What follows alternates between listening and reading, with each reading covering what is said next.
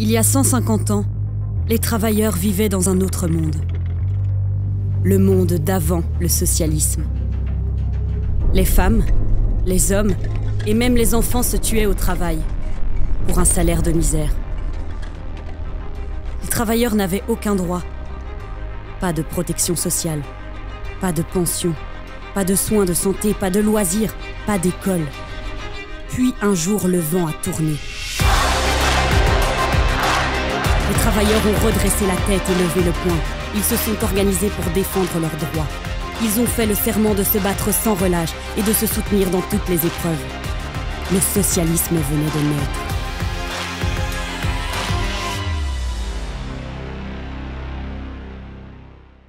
Un puissant mouvement syndical s'est construit à travers tout le pays.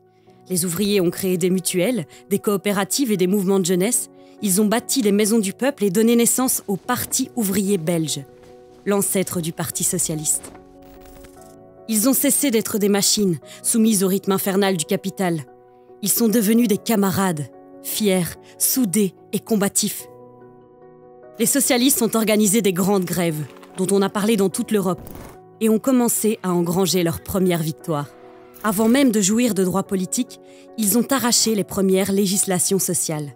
Ils se sont serrés les coudes, ils ont organisé la solidarité entre eux et ont jeté les bases de ce qui deviendra, un demi-siècle plus tard, la sécurité sociale.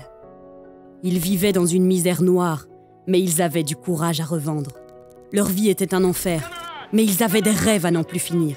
Ils savaient qu'un autre monde est possible et rien n'a entamé leur détermination.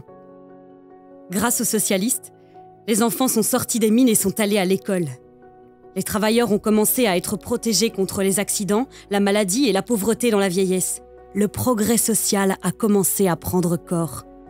Rien ne nous fut donné. Tout ce que nous avons obtenu, nous avons dû l'arracher de haute lutte. Quand éclate la Première Guerre mondiale, les travailleurs sont envoyés au massacre par leurs dirigeants, des dirigeants qu'ils n'ont même pas élus. Mais dès la paix revenue, les socialistes reprennent le combat et ils arrachent le suffrage universel. Désormais, un citoyen égale un citoyen. Le socialisme devient une grande force politique. La voix des travailleurs s'exprime dans les parlements et les gouvernements. La marche vers le progrès reprend de plus belle.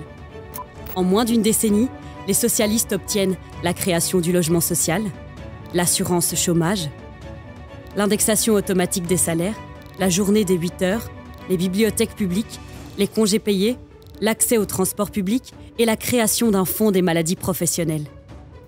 En l'espace de 2 générations, la vie des classes laborieuses a profondément changé. Les rêves de progrès et d'émancipation deviennent réalité. Les ouvriers peuvent dire à leurs enfants « Ta vie sera meilleure que la mienne ». Mais d'autres épreuves surviennent. La Grande Dépression des années 30 et la Seconde Guerre mondiale frappent à nouveau durement le monde du travail. Sitôt l'Europe libérée du fascisme et de la guerre, les combats reprennent. Le POB change de nom et devient le Parti socialiste belge. Unis au sein de l'Action commune, les syndicats, les mutualités et le Parti socialiste mettent en chantier leur plus grande et leur plus belle ambition, la construction de notre cathédrale, la sécurité sociale. Créée en 1944, elle ne cessera de renforcer ses missions jusqu'à nos jours. Quelques années plus tard advient enfin le droit de vote des femmes. Le suffrage, cette fois, est vraiment universel et les socialistes vont pouvoir mener d'autres batailles. Chaque fois qu'ils sont au gouvernement, ils conquièrent de nouveaux droits. Et quand ils sont renvoyés dans l'opposition, les socialistes se mobilisent aux côtés des syndicats pour empêcher les régressions sociales. En 1960, une grève historique vient rappeler la détermination des socialistes à refuser l'austérité.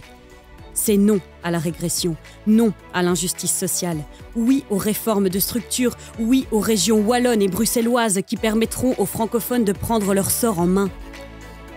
Les socialistes sont de toutes les luttes. Partout où les droits sont bafoués, où les inégalités demeurent, les socialistes prennent fait et cause pour les opprimés. Ils participent à tous les mouvements de décolonisation. Ils accueillent les réfugiés venus du monde entier. En 1981, les socialistes font adopter la loi contre le racisme.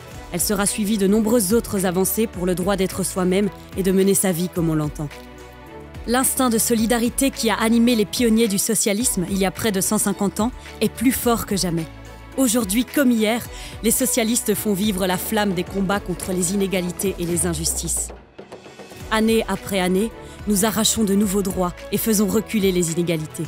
Parce que le socialisme, c'est refuser les privilèges quels qu'ils soient et se battre sans relâche contre toutes les formes d'inégalité. Le socialisme, c'est affirmer partout et toujours l'égalité entre les femmes et les hommes et le refus de toutes les formes de discrimination.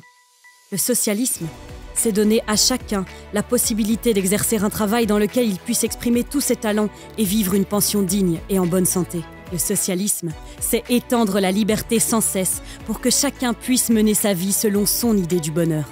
Le socialisme, c'est donner à tous un accès au logement, à l'école, à la santé, à la culture, au transport pour que chacun puisse mener la vie large. Le socialisme, c'est respecter les hommes et la nature, ici et partout dans le monde. Le socialisme, c'est la plus belle idée que l'homme ait inventée depuis que le monde est monde. Le socialisme, c'est avoir toujours les pieds sur terre et la tête dans les étoiles. Tout le monde veut changer le monde.